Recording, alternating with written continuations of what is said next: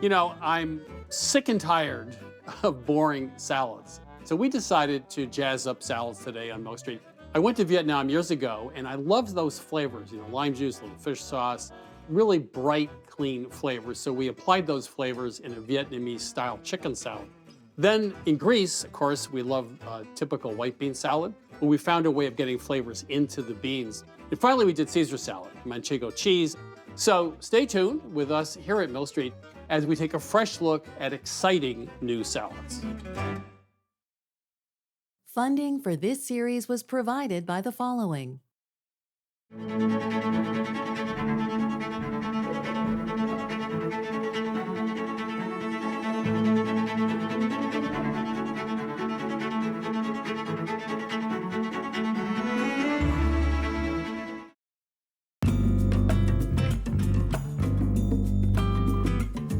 So what is there to say about chicken salad that's never been said before? You can add mayonnaise, celery, you can have grapes, you can put apples in it. Nothing wrong with those. But I was in Vietnam, 15 years ago, and I noticed that the flavors were really simple but really clean. We thought we'd take the notion of chicken salad and add a classic sauce, if you like, or a combination of ingredients to make it really clean and bright. So this is the formula. Now, Julia, child, always used to tell me she'd have these little formulas in her head, like how to make a custard, et cetera. This is one of the standard recipes, quote unquote, sauces you'll see all over the Far East, which is 2 parts lime juice, roughly 1 part fish sauce. Fish sauce, if you buy the lousy stuff in the supermarket, is lousy. It tastes like fish. The good stuff does not. It just has a lot of depth of flavor. So don't be scared of it. They always add a little sugar to this. And we're gonna add a little garlic, grated garlic as well. So onion is next. We're not gonna dice it. This is a salad. It's obviously not being cooked. So we want the texture. So we have the sauce. We're just gonna let the onion sit in the sauce for a few minutes. Just takes away some of that bite, gives it a little bit extra flavor as well. And that will be our dressing. We'll set that aside. A few other ingredients. Cabbage, we're gonna shred it. A couple of chilies. I tend to, as you might expect, because I don't like a ton of heat, I'm gonna actually seed this. You can leave the seeds in if you like pain. Just slice these across. What else do we have? Well, we have a little basil. We're gonna just tear this into big pieces. A lot of basil I find at the supermarket doesn't have a lot of flavor. And when you can actually smell it, putting your hands like that, you should actually have a fairly strong smell. So we have all of our ingredients. The last is chopped peanuts. We'll put about half of them in the salad, half for as topping. So we have shredded carrots, about 3 cups of shredded chicken, cabbage, the peppers, the chilies. And another tip I have, which we're not following right now, is I like to use humongous bowls. I find anytime I toss a salad or something, I just use a giant bowl. It's just a little easier, I think. This is fine, but if you have a bigger bowl, it's always good to have one really humongous bowl around. So that was basil, cilantro. I'm gonna put about half the chopped peanuts in this, and then we have our dressing. So I'm gonna get a bigger bowl because this is gonna be hard to do. So the bowl for set decoration is now gonna be used for our salad. That's so much better. There you go.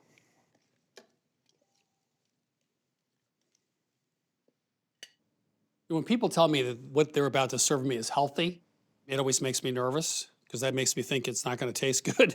But this is a case where I can say, hey, it's healthy, but it actually tastes great. So it's got the best of both worlds. And we reserved some of those chopped peanuts for the top. So we have texture, right? With the cabbage, we have the nuts on top, et cetera. Bright, fresh, nice color, a little bit of hints of flavor from Vietnam, and taking a classic and turning to something that we really love here at Milk Street. I'm not gonna tell you it's healthy. It's just delicious, and that's good enough for me. So if you wanna trade up chicken salad, you want something with more flavor and more texture, try this Vietnamese style or influenced salad.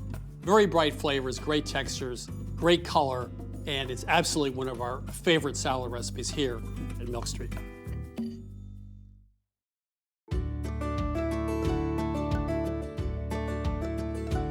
Mostly salads serve the function of being a palate cleanser, right? They're that refreshing bite between rich things on the table. And that's thanks to the acidity in their dressing. At Milk Street, the function of that acidity or tartness, sourness is so important to our cooking that we reach far beyond the world of vinegars. We do love vinegars, but we have developed 4 categories to think about sourness. So these are 4 ways to be sour. So our first category, our first way to be sour, are everyday vinegars. These need to be versatile. So they need to be used for salad dressings, to deglaze a pan, a little pop in a rice dish. They should be held at arm's length because you're gonna use them all the time. So our second category are aged and concentrated, but they're not all vinegars. Think of them as salad dressing in a bottle. They're so reduced in flavor that the acidity is balanced with some caramelization, and you're gonna use them as a drizzle, as a glaze, and definitely on dessert. Our third way to be sour are your specialty vinegars. These can be a little further away than your everyday and your reduced and concentrated. This is like having a house wine. You bring it out when guests are coming over and they know they're eating at your house. You want at least one specialty vinegar at home. I'm gonna show you how to use it to make a really simple vinaigrette that Matt's actually gonna use later in the episode. All right, so here we have lettuces, but also bitter things. We have endive and radicchio, and keep that in mind because it's gonna affect how I build my vinaigrette. I'm gonna use the calamansi. I'm choosing that because we have these bitter greens, and this has a sweetness to it. And I know that I wanna balance how bitter the greens are, so I'm gonna use a little more of the vinegar than the classic 3-to-1 proportion, and a little salt. And I think black pepper as a spice is great with this. You could also use a little cumin or coriander if you want. How acidic a dressing needs to be really depends on what you're serving it with. So if this salad was going with really rich main dishes, I would skip the oil altogether. My friend Viola Bottoni, when she's serving something rich, she just takes the greens, sprinkles them with salt, squeezes fresh lemon juice or drizzles of vinegar and tosses it with her hands, and that's the palate cleanser. I tend to just spoon it on top and then dress it right when it gets to the table so nothing gets too soggy. So we have our fourth category, which really represents Milk Street's love of and dependency on sourness and tartness to brighten things up. And this is the not vinegar category. So you have citrus, of course, yogurt and sour cream, verjus, which is a mildly acidic grape product. It's great for making a pan sauce, especially for people who don't drink alcohol. Then you also have tamarind and tamarind paste. And then my favorite of all the not vinegars, dried sour spices. So this is sumac. These are dried black limes, sometimes known as Omani lime, and they're fermented and dried salt-cured limes. These are incredible flavor booster. So why do I love the dried spices so much? Purely a texture thing. Let me demonstrate. You have a perfectly roasted chicken with crispy golden skin. So many of us take a piece of lemon and squeeze it all over the top. What does that do? Soggy, soggy, soggy polka dots, where the liquid from the lemon juice destroys your beautiful crispy chicken skin. So instead, if you take your sumac, sprinkle this on top, when we bite into it, we'll get the benefit of the brightening from the sourness, but we won't get any of the sogginess. It's perfect. Let's review our 4 categories. We have our everyday vinegars, reduced and concentrated, specialty vinegars, and our not vinegars. I've showed you how to use 3 of the categories, but not the everyday vinegars. In the next segment, I'm gonna make a Greek bean salad, and it's gonna use red wine vinegar.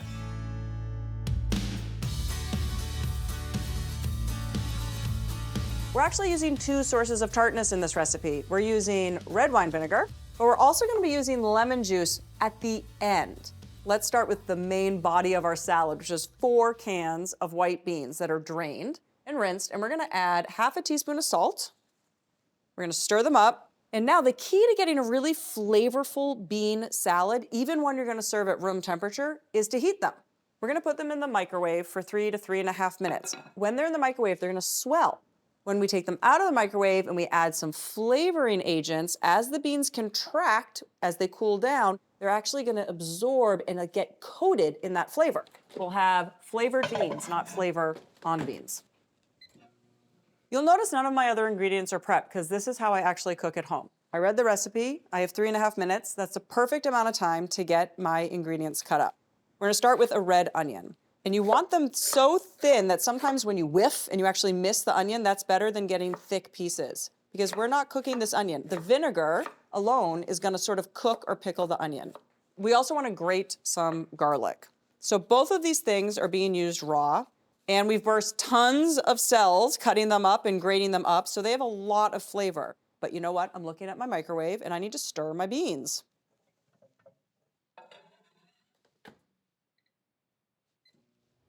So another reason to read your recipe before you start cooking is that often when I have red onion, I'll pickle it on the side while I heat my beans. But I know that this is all gonna sit for at least 30 minutes in a high acid vinegar, and that's going to mellow them out and sort of pickle them in the salad. It saves a step of work. So take the time to read your recipe before you start cooking. You may save time in the long run. And now our beans are almost done, so I can grab those.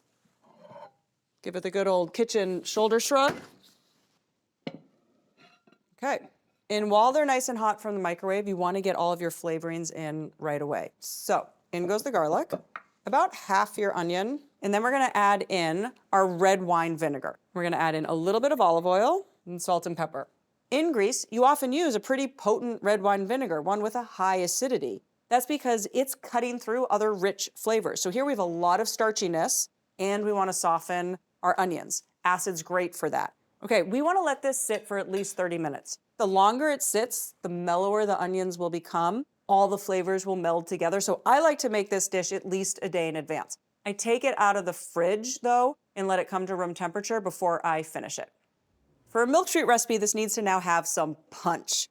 It needs a little fat, it needs some acid, it needs some herbs. We've got all of that covered. Let's start with our avocado. So we didn't prep these earlier because the avocado will brown.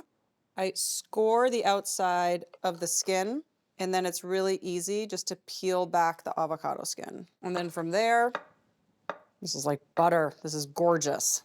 That's gonna add the fatty element that any big dinner salad needs, right? There are components to a salad that actually feels like a meal. So if you want this to be lasting, don't skimp on fat. We also want herbs for brightness and freshness, and we can use the parsley as is. If there are really big leaves of parsley, you might tear this one in half, but it's really great to use herbs as leafy greens. They pack a big punch of flavor. The dill I like to cut because this is not friendly to your dinner guests. It's gonna hang from a tooth and make for awkward conversation. Chopping the dill means that it's gonna be evenly distributed all over the salad. We're gonna release more dill flavor. So this can go in too. Now is when it comes to layering acid. So we have a lemon. We don't need that much more liquid, but we want a lot of lemon flavor.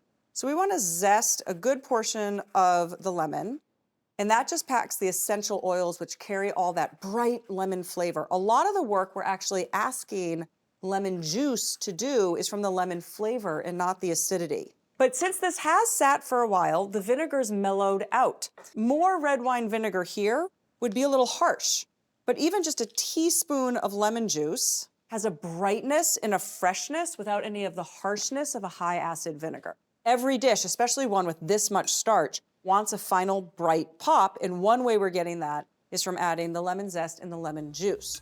Little techniques for layering acid that really make the salad better. We're almost done. One last touch, a little drizzle of olive oil. And now we have this completed Greek white bean salad. Now with a piece of bread and a hunk of feta cheese, this is a salad that can stand alone.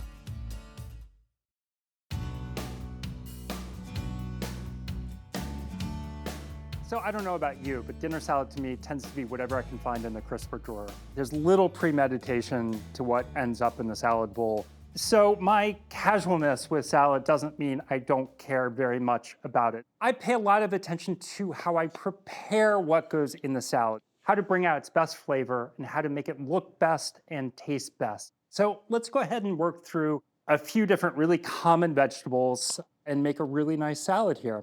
So I love romaine. It's perhaps the lettuce I have most in my crisper drawer at home because it tends to hold well. It'll last for a week or so. So with romaine, I tend to just cross-cut it. So I'm gonna go ahead, I'm gonna take that romaine heart, and I can just hold that heart and just cut crosswise. We're not going too thin, so I go to about 1/2 inch thick.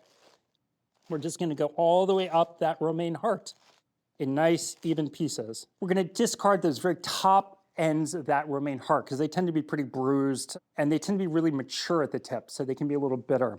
One thing I always do when I cross-cut romaine hearts is I'm going to give it a little fluff and make sure there aren't any brown bits. And then I'm going to place it in my salad bowl. Now, when I'm building a salad, I do make sure to keep everything in little piles until I'm done. This is going to look like a Trivial Pursuit piece by the end of this. Now, I want a slightly sweeter green in there too. So let's go with a little butter lettuce. Now, butter lettuce is very, very delicate. If you cut butter lettuce, those leaves are going to get mashed. And it's a very organic shape. It's just not going to look right if I cut it. So I'm going to use my fingers for this. So I'm going to tear off a few leaves, and I'm going to tear off the bottoms, and I'm just going to tear those into pieces, just sort of very organic. So just a little bit, not too much butter lettuce. So radicchio, it's shaped like a cabbage. The first thing I'm going to do is I'm going to cut it in half. And we have a core. You really don't want to eat a radicchio core because it can be very bitter. I'm going to put it cut side down, so it's not going to slide around. And I'm going to cut that half into a quarter. Hold my knife at an angle and just cut out that core. I'm going to cut that just in half again and just cut crosswise. If we leave it in big pieces, it's going to be too bitter. It's going to overwhelm that salad. We want little pops and accent of that flavor to tie our salad together. So I will put that in my bowl there. Now, with these beautiful radishes, what I'm going to do here, I'm going to leave a little bit of that top on, and this provides a handle for cutting.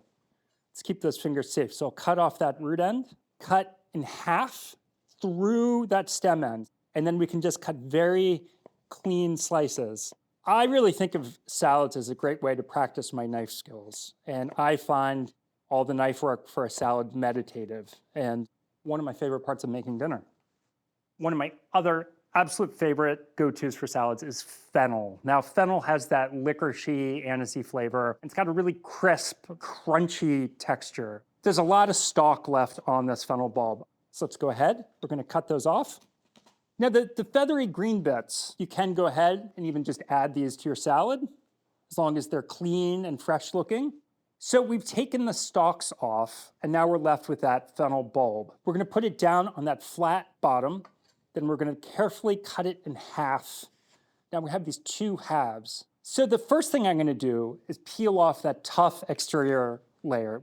And what we want to do is we want to cut them crosswise to the root end. When you cut crosswise, you're cutting across the fibers of the fennel, so it will turn out more tender. Adding salt will help soften the texture and draw out the moisture a little bit. So I'm going to add a pinch of salt and just give it a little fluff. So the one thing we don't have yet is cucumber. One thing I always do with cucumber is peel and seed it. I'm going to pinch it so it doesn't slide around, and I'm going to cut it in half lengthwise. The seeds and the goo in a cucumber do absolutely nothing for a salad. And all you want to do is scoop out that channel.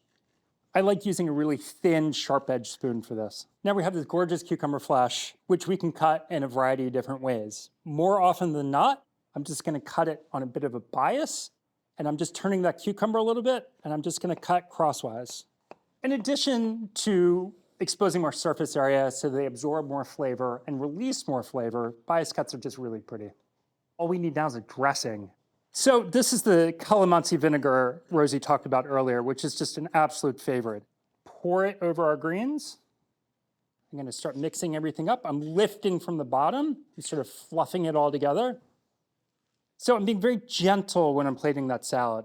I'm just carefully placing that salad on the plate, give it some nice height. So there we have this gorgeous salad with all the different shapes, all these different flavors, succulent, chewy, tender, and we've cut every vegetable to really maintain its flavor and bring out its best texture. So next time you're emptying out your crisper drawer to make salad for dinner, really consider how you're prepping it.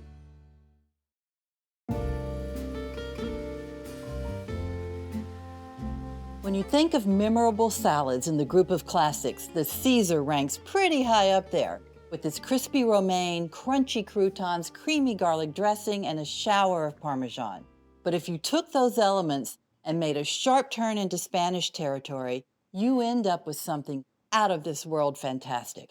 Our romaine salad with Manchego and smoky pepper dressing keeps the best elements of crisp romaine, crunchy croutons, and makes an incredibly rich, garlicky dressing based on a cannellonian romesco sauce with this base of smoked red peppers. So we'll start with the croutons. We have a 1/4 cup of olive oil in a 12-inch skillet.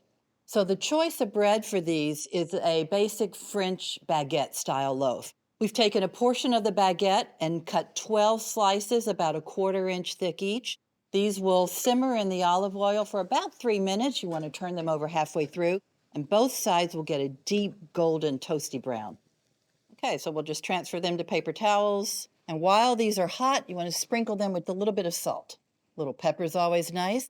All right, we'll let those cool down until they get completely crisp, and then we'll start making our dressing. Okay, the croutons are cool enough to handle, but now we're going to break them up into smaller pieces. About a 1/4 cup's worth we're going to use in the dressing. So the last 2 slices I'll break up right into the food processor. Then we'll add our roasted red pepper.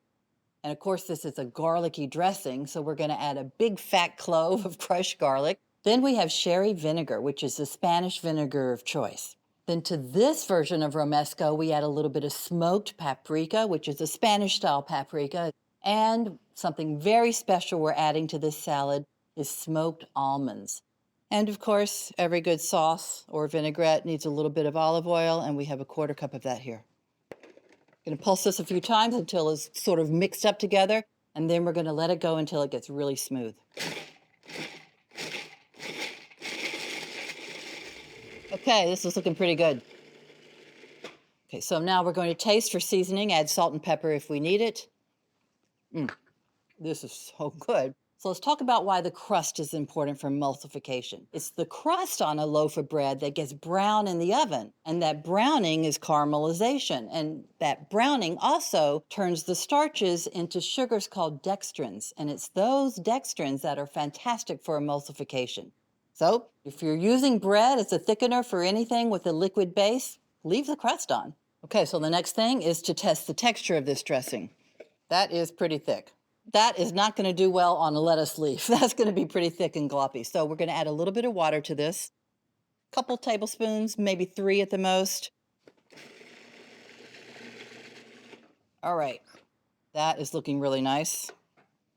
Got something that's a little bit thinner. Can you see that? It's dripping off a little bit, but it's thick enough to still cling to the spoon. That's a nice thickness there.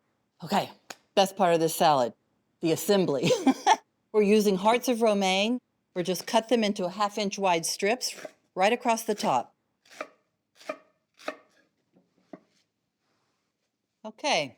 Oh, this is gorgeous. Crispy romaine. We're going to add a little bit of torn fresh mint.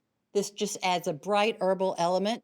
Okay, we'll take about half of this, which is about a 1/2 cup, and we'll toss it in, and then we'll see if we need to add a little bit more, but I think this is going to be a nice amount.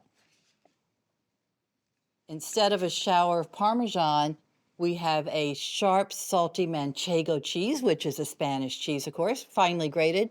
We'll just sprinkle some of this over the top. We'll sprinkle over some more of the chopped smoked almonds. And, of course, can't forget those fantastic croutons we made. My favorite part.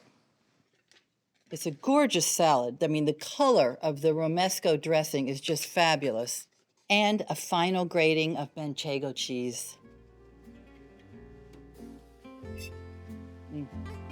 It's all the best elements of a classic Caesar with flavor seriously ramped up. It's really a versatile, incredibly flavorful, unforgettable salad. And lucky you, you can get this recipe and all the recipes from this season of Milk Street at milkstreettv.com. Recipes and episodes from this season of Milk Street are available at milkstreettv.com, along with shopping lists, printer-ready recipes, and step-by-step videos. Access our content anytime to change the way you cook. The new Milk Street cookbook is now available and includes every recipe from our TV show. From Vietnamese chicken salad and tiramisu to easy stretch pizza dough and Austrian apple strudel, the new Milk Street cookbook offers bolder, fresher, simpler recipes. Order your copy of the Milk Street cookbook for $29.95, 40% less than the cover price. Call 855-MILK-177 or order online. Funding for this series was provided by the following: Bye.